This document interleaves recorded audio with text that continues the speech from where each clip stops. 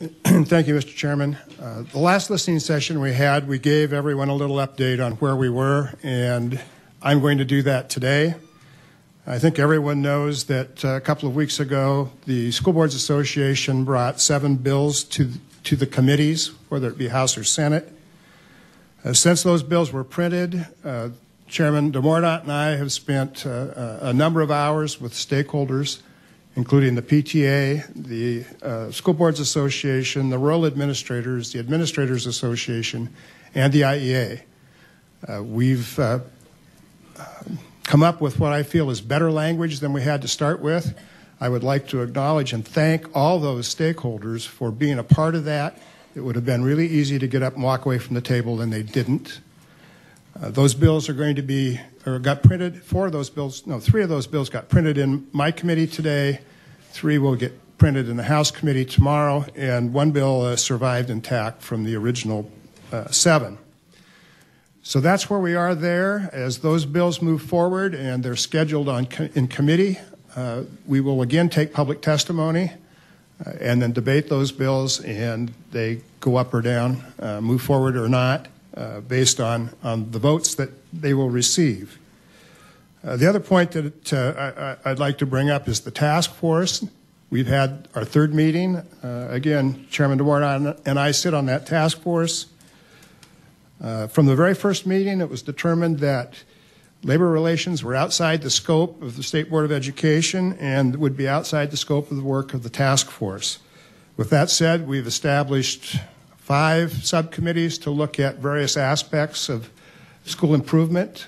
Those committees have met now a couple of times in the meetings, and I believe we've got some good recommendations moving forward.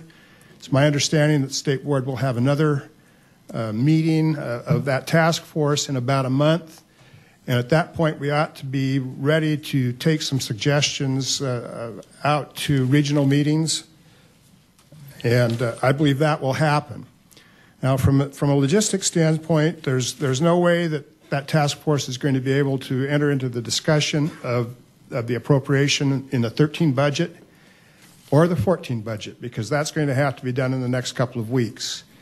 The governor suggested that he would consider major reform legislation in the 2014 legislative session, and that's the time that we'll also be looking at the 2015 budget. So I look for good work from that task force in that time frame. And Mr. Chairman, I only have one point of clarification. You indicated that someone could yield to someone else. Do you anticipate that you're going to allow a speaker more than 3 minutes?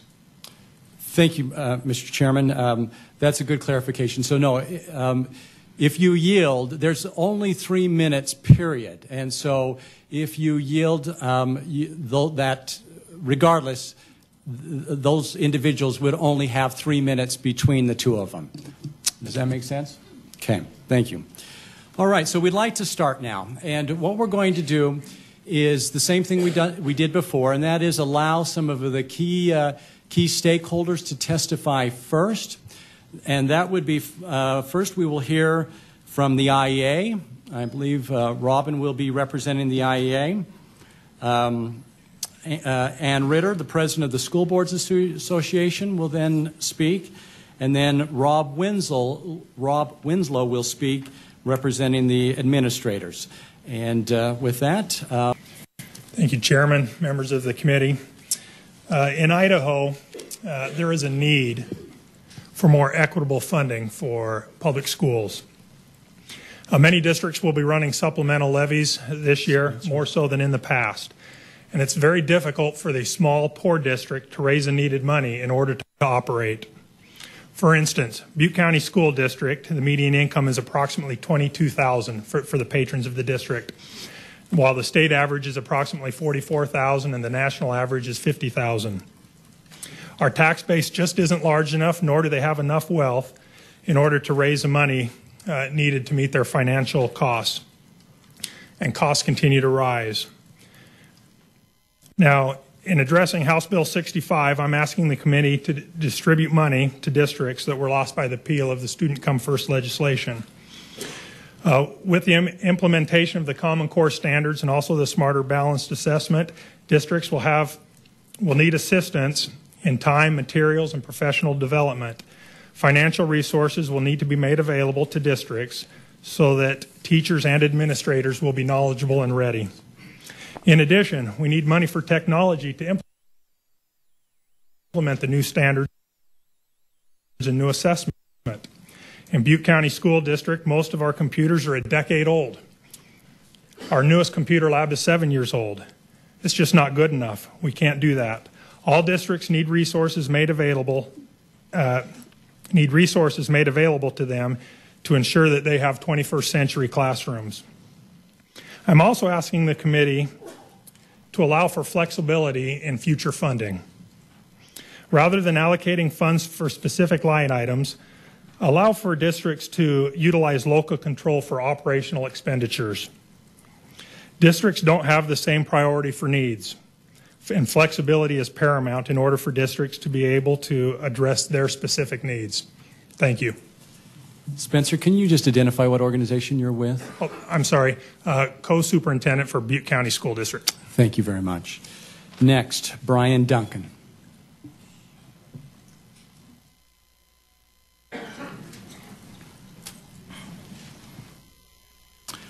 Thank you, Mr. Chairman. It's good to see you, Brian. It's good to see you, members of the committee.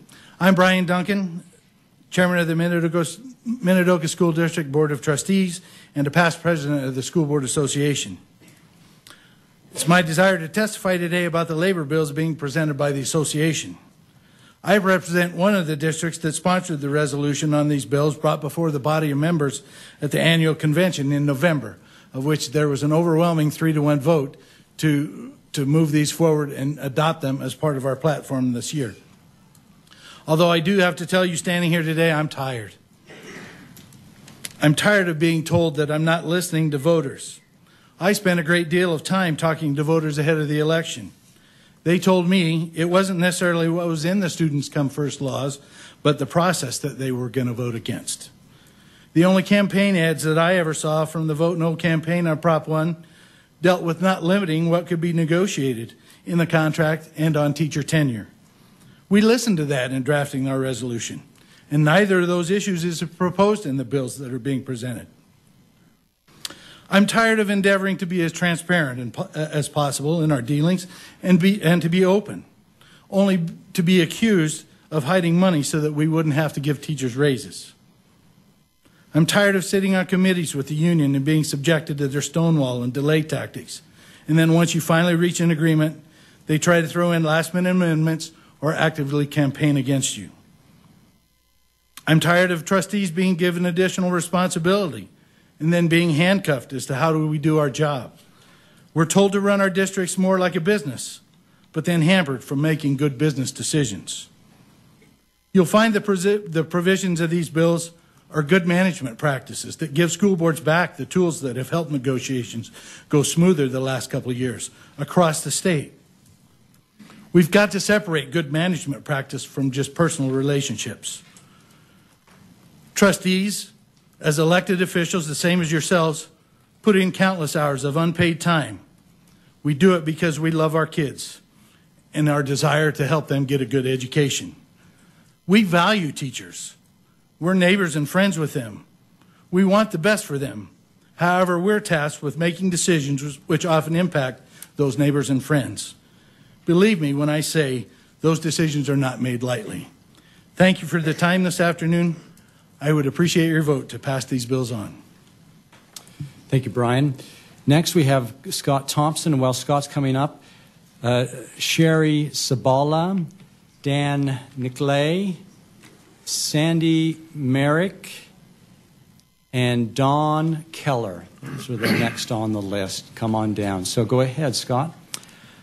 Mr. Chairman, my name is Scott Thompson. I'm the administrator of North Idaho STEM Charter Academy, the only charter school to open in Idaho this year. The story of our 3-year journey to open a charter school started in 2009. We received approval in 2010 from the Charter Commission to open in 2011.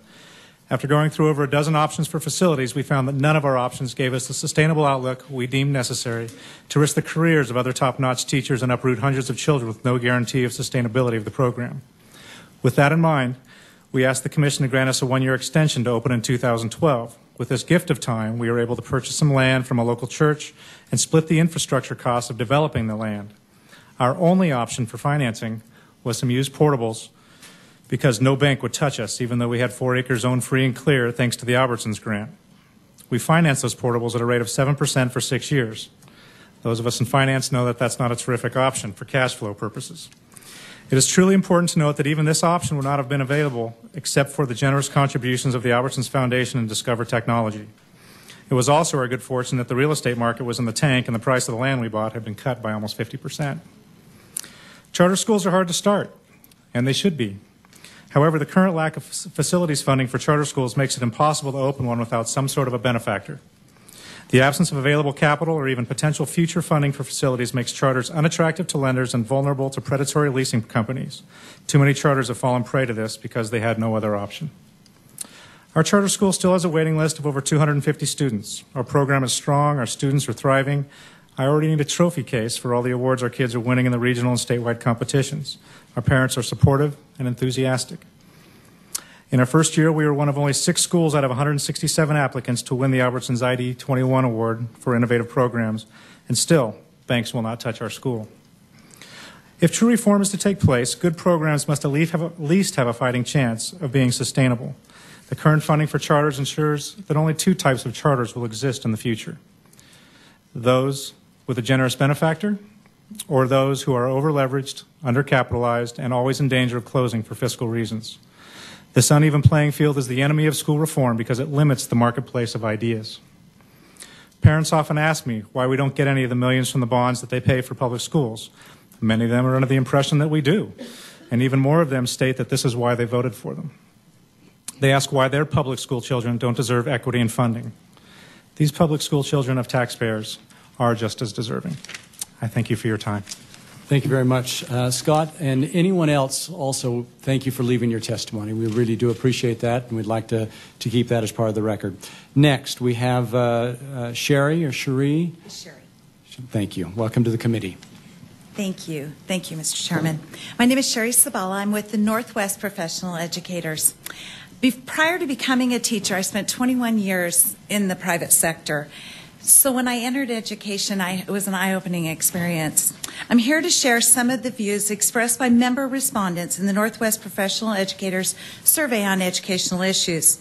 Majority of our membership support increased access to technology for students, educators for professional development, and STEM coursework to better prepare students for the 21st century. The majority of our membership do not support mandated online classes for students. NWPE members feel strongly that Idaho needs to reform its collective bargaining policies if we are to advance in student achievement, teacher professionalism, and teacher choice. Results from the survey indicate that 67% do not support the policy that retains teachers solely based on seniority.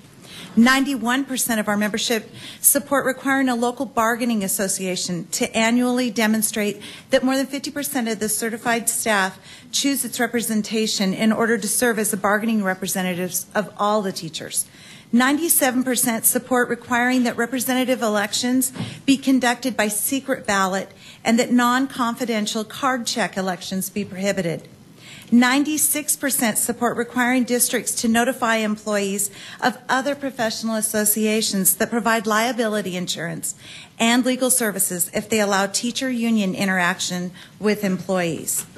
97% of our membership requiring school districts to provide equal access to non-union professional educator organizations to communicate with employees, such as providing information at new teacher orientations, posting on school bulletin boards, etc. As the education profession evolves, teachers are embracing common sense solutions, teacher choice, and flexibility. Please read the full Northwest Professional Educators Membership Survey report for additional member views on important education issues. Thank you. Thank you very much. Thank you. Dan